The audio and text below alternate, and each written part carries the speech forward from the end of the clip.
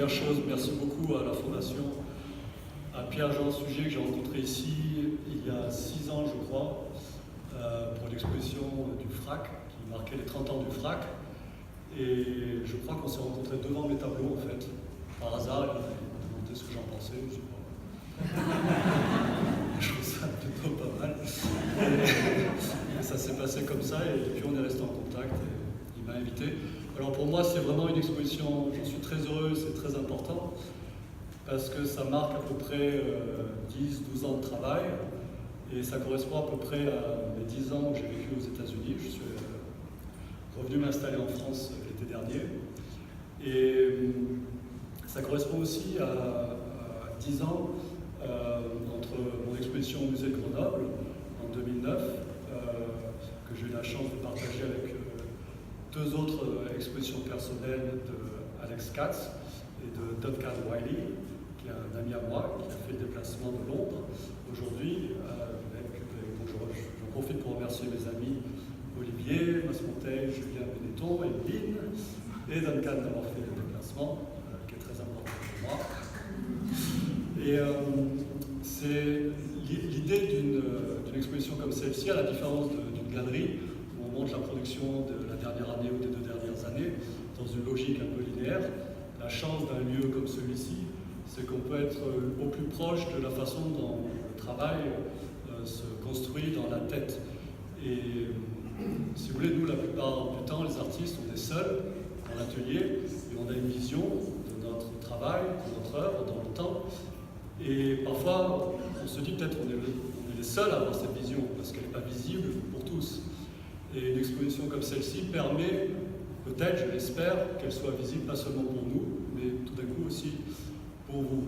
Et donc j'ai souhaité organiser l'accrochage de telle manière qu'il ne soit pas construit de façon linéaire, donc de date, de 10 ans en arrière jusqu'à aujourd'hui, mais au contraire, de façon à créer des tensions, pour montrer que la façon dont ça se passe dans notre cerveau, un peu comme les souvenirs que l'on peut avoir, tout d'un coup, nous tous, on va avoir un souvenir d'enfance, et puis penser à faire la vaisselle, et puis tout d'un coup se dire on doit faire ci, tout ça, ça se mélange en même temps, et ça constitue notre unité de temps. Et nous, en tant qu'artistes, ben, ça constitue, si on est assez malin, ça constitue notre travail et notre œuvre. Donc voilà, un espace comme celui-ci permet ça. Donc il y a des renvois, il y a des tensions, et c'est une grande opportunité. Je ne veux pas faire trop long, juste pour expliquer le titre, Get In, Get Out, No Fucking Around. J'écoute beaucoup Tom Waits à l'atelier, c'est un très bon storyteller, et donc il ne me perturbe pas trop parce qu'il parle, et puis je n'écoute pas, et puis j'entends un ou 2 mots qui m'intéressent. Et il est en train de faire un nouvel album qui s'appelle Bad As Me. Et sa femme, il composait des chansons de 6 minutes, 8 minutes, et ça dure des heures, et he's rambling, je ne sais pas comment on dit, voilà. Et sa femme lui dit arrête tes conneries, les gens ils n'ont pas le temps, tu vas faire un truc de 2 minutes 30, 3 minutes, get in, get out, no fucking around, efficace. Et j'ai trouvé que c'était très intéressant parce que la façon dont on approche, surtout aujourd'hui, à travers les médias, les interfaces de travail, c'est ça, c'est get in, get out, no fucking around. Il y a un truc qui ne nous plaît pas, on passe à l'autre, on est dans une séduction immédiate, et quand il y a une résistance, on passe tout de suite à autre chose. Et mon travail joue de cette superficialité au premier abord. Ça peut être des jolies couleurs parfois, ça peut être des choses que l'on peut comprendre, on a l'impression de comprendre tout de suite.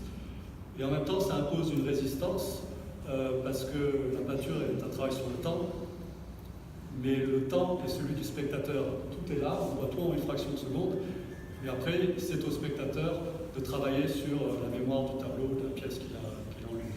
Donc, get in, get out, no fucking around, et en même temps, donc, on peut voir, je me rappelle de Artaud qui est allé voir une expo de Van Gogh, et il en a fait un livre, je crois, Susciter la société, je crois que c'est celui-ci, qui fait l'expo en 5 minutes, et parce qu'il n'a pas besoin de voir plus, après ça travaille dans la tête, donc c'est pas nécessaire de rester 2 heures devant un tableau pour essayer de le comprendre.